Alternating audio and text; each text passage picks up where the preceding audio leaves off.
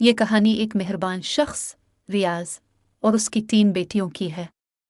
इसकी बीवी का कुछ साल पहले इंतकाल हो चुका था, लेकिन रियाज ने कभी अपनी बेटियों को माँ की कमी महसूस न होने दी।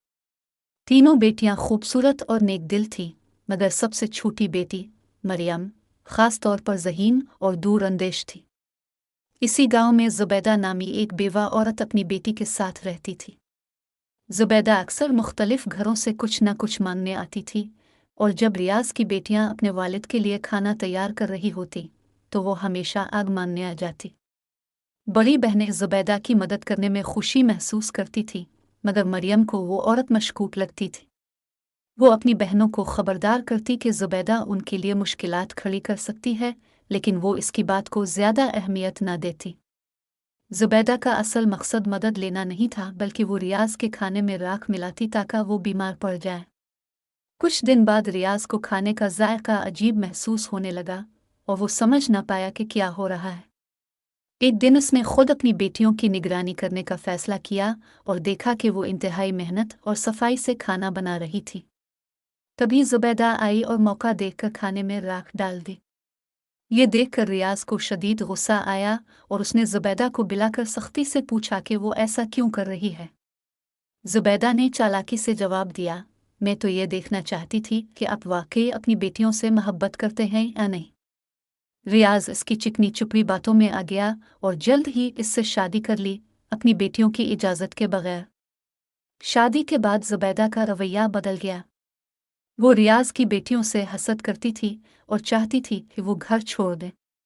उसने उन पर सख्तियाँ शुरू कर दी, इनसे ज़्यादा काम लेने लगी और खाने के लिए बहुत कम दिया। तीनों बहनें बेहद परेशान हो गईं। एक दिन मरियम ने अपनी बहनों को जंगल में जाने का मशवरा दिया ताकि वो कुछ वक्त के लिए सुकून महसूस कर सकी। जब वो जंगल में पहुंची तो एक नेक बुजुर्ग से मुलाकात हुई, जो उनकी हालत देखकर राग गए। मरियम ने उन्हें अपनी परेशानी बताई तो बुजुर्ग ने कहा, मेरे बाग में एक अनार का दरख्त है, तुम वहां जाकर जितने चाहो अनार खा सकती हो। लड़कियां खुश हो गईं और रोजाना वहां से अनार लेकर खाने लगे। ज़ुबैदा को जब इस बात का इल्म हुआ तो उसने फौरन रियाज से कहा कि वो दरख्त कटवा दे ताकि लड़कियां भूखी रहें। रियाज ने ऐसा ही किया और लड़कियां एक बार फिर मुसीबत में पड़ गई।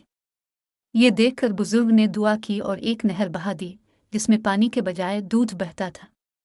उन्होंने लड़कियों को एक प्याला दिया और कहा कि वो जब चाहे दूध पी सकती हैं। अब लड़कियां भूखी नहीं रहती थीं और उनकी सेहत भी पहले से बेहतर हो गई।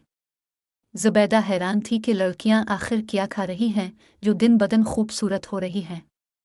इसने अपनी बेटी को उनका पीछा करने के लिए भेजा। राज फाश होने के बाद ज़ुबैदा ने नहर बंद करवा दी और बुजुर्ग की झोंपड़ी भी ख़त्म करवा दी। अगले दिन जब लड़कियां जंगल पहुंची तो ना दूध की नहर थी और ना ही बुजुर्ग की झोंपड़ी। वो मायूस होकर रोने लगे और खाली पेट घर लौट आए।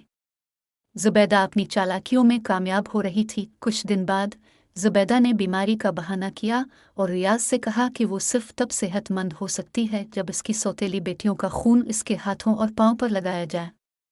रियाज परेशान हो गया और जब वो अपनी बेटियों को ढूंढने गया तो उन्हें अपनी माँ की कब्र पर रोते पाया। इसका दिल पसीज गया और उसने फैसला किया कि वो अपनी बेटियों को बचाएगा।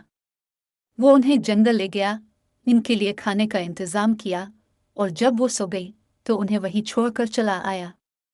रास्ते में इसने एक हिरन का शिकार किया और उसका खून ले जाकर ज़ुबैदा को दे दिया ताकि वो समझे कि इसने अपनी सौतेली बेटियों को मार दिया है। ज़ुबैदा अपनी कामयाबी पर खुश हो गई। दूसरी तरफ जब लड़कियां जागीं तो उन्होंने खुद को अकेला पाया। वो घबरा गई, मगर किस्मत को कुछ और ही मंजूर था। 3 शहजादे शिकार के लिए जंगल आए हुए थे। वो लड़कियों से मिले, इनकी कहानी सुनी और उनसे शादी कर ली। यूं तीनों बहनें अपनी सौतेली माँ के जुल्म से आज़ाद हो गईं और एक खुशहाल जिंदगी बसर करने लगी।